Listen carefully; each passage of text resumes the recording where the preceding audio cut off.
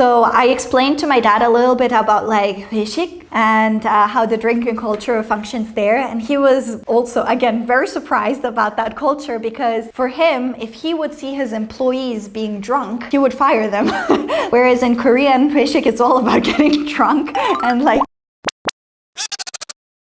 팅아, 저는 오스트리아에서 온 드라가입니다. 반갑습니다. The first time my parents heard that I want to go to Korea, they were a little bit confused because they just didn't know that much about Korea and they were like, why would you go that far? Because so far I've lived in different countries and I've been apart from my parents, but it was always in Europe. And even my older sisters, they've always lived in different countries, but it was always Europe. So I think when they heard that I wanted to go to Korea, they thought that it was just very far away. So both my parents were okay with it. They support me fully and they tell me that I'm allowed to do whatever I want with my life. So I'm very fortunate in that respect. But I think that it was mostly my mother who was just worried because she's just being a mom. So she's just, worried about me and she doesn't know much about Korea. She was a little bit afraid like about this unknown place, So that's why she was just like, I'm so far away from you. What if something happens to you? We cannot just take a plane and be there in just 2-3 hours. Those were the main worries, I think, for my parents. Now, I have 2 older sisters, but they're much older than me. So they're 12 and 13 years older than me, which makes me super, like I'm the maknae of the family and I'm the baby of the family. So they do worry about me sometimes. My sisters were like, go girl, live your life, have fun. They were like, if I didn't do it, you should do it. They were 100% supportive and they really want to come and visit me soon as well, now that the borders opened up again. My parents have even seen the big and drastic change that Korean culture and influence has had over the years. So before they didn't know much about Korea. My dad does know a lot about Korea because he's very interested in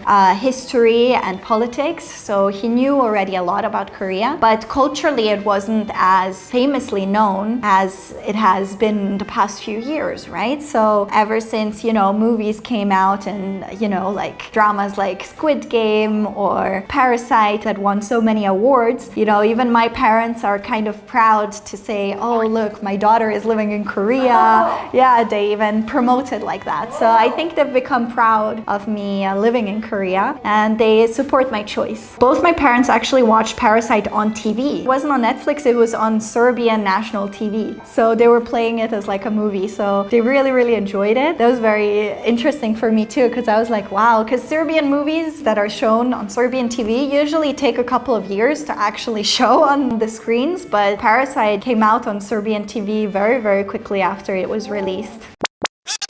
My dad is a business owner. He has a couple of businesses, but one of them is to make and produce alcohol. And the alcohol in question is specifically Serbian alcohol, which is called rakia. That's our national alcohol. It's kind of like, almost like a brandy. Like there are many different kinds. And it's very tasty, very flavorful, but also very strong. So it's much stronger than Korean soju, for example. It goes from 40% up to, it can be very high, even like in some villages, if they distill it only once or something, they would have it for up to 70-80%. We like to drink a lot, that's for sure. In Serbia, strong liquor is very favored. Yeah, to me, soju kind of tasted like vodka with water in it. Like it tasted like, toned down vodka, right? Because it's just pure flavor. But yeah, it wasn't that strong for me. I do like the fact that, you can drink a lot and have fun because I used to drink a lot in my student days as well. Soju, grapefruit. Tornado. I've started to slow down on the alcohol because my hangovers are getting longer and longer, so I can't handle it that well anymore. I used to be very proud at how much I could drink because I'm from Eastern Europe, so obviously my tolerance is quite high. I do enjoy makgeolli though, so I love to have a little bit of makgeolli with my John. That's something I quite thoroughly enjoy. And I always like to try high quality Korean alcohols. So not just the $2 편의점 soju. if there's a soju that has been made by someone like higher quality, that's something I would enjoy much more. Usually I send my parents a lot of pictures of food, so maybe sometimes there would be alcohol involved there too, but for me it's always about food. I'm like, look what I'm eating, look what I'm eating. Like I'm always trying to tell my parents that I'm eating well and that I'm eating really good things. I think my mom would worry if I would like send her pictures of me like drinking alcohol or being drunk with my friends, so I would try to avoid that. I think my parents know that I drink from time to time when I meet with my friends and everything. Actually, I've talked with my dad about alcohol because he is in that industry, so he was interested, and he was actually so shocked when he Googled about Korean soju and like about Korean drinking culture when he found out that Koreans drink double the amount than Russians do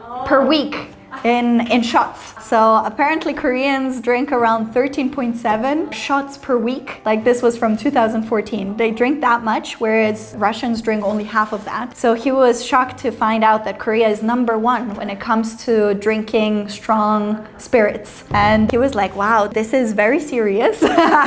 He was very, very surprised by that fact. That was actually one of my first culture shocks as well when I came to Korea. I was genuinely surprised at how much Koreans drink, because the way that they drink, you know, in Europe, people like to enjoy, you know, a glass of wine, or they like to drink their little cocktail, things like that. But in Korea, you drink soju and you shot it one after another. Like it's non-stop, right? There's no breaks in between, you know. As soon as you finish your glass, somebody else pours you another cup. So you're basically shotting glass after glass, like in a very short amount of time. So I explained to my dad a little bit about like 회식 and how the drinking culture functions there, and he was also again very surprised about that culture, because for him, if he would see his employees being drunk, he would fire them. Whereas in Korean 회식, it's all about getting drunk, and like the superiors would even encourage their employees to drink more and more, which is a completely different culture, right? It's something that is very, very strange to think about, because in Europe, you know, there would be sometimes like company dinners and stuff like that, but you wouldn't want to get too drunk because you might embarrass yourself, you might be unprofessional, you might do something wrong. And I feel like that's kind of more accepted in Korean culture. Like you can drink a lot, you can get drunk, and it's fine. It's just like, it's funny, yeah, you're entertaining the group. I mean, I think there is usually, it depends on the company, of course, how close they are and how much they want to bond as a company. But I think all over Europe, there are always like company dinners, but it doesn't involve heavy drinking, you know. It involves a dinner and maybe a drink or two, but you don't want to get like wasted on a company dinner. When we talk about company dinners in Europe, of course, it's not nearly as close as Korean 회식 culture, because the company dinners would be like every couple of months, right? Like that's how company dinners work, you know, for example, a Christmas party or a company yearly event or something like that. Or sometimes if the company is smaller and they want more of like a family dynamic, they could invite them a little bit more often, but it's not a weekly basis like Korean 회식 style, that's for sure. If my father comes to Korea, I would really like to take him maybe to like traditional type of restaurants that offer like traditional drinks as well. I would like to introduce him to like good quality Korean alcohol. I've heard that there are also kind of like there are wine tours in Europe. There are some makgeolli tours. I've heard about that. That is something I would be interested in taking my dad, so that he can try a different variety, since there are so many different varieties of makgeolli these days. Anything that's homemade or maybe like done by someone specifically, I would really like to introduce that to my dad, since he is the one that was very passionate about alcohol himself and started his alcohol business out of passion first and foremost. So he was doing it more as a hobby, and then it became a business. Hi mom and dad, I hope you're doing well. I'm having a great time here, as you can see. I hope that one day you can come and visit me in Korea too, and I can introduce you to all of these amazing things that Korea has to offer, including alcohol, if you're up for it. I hope to see you soon.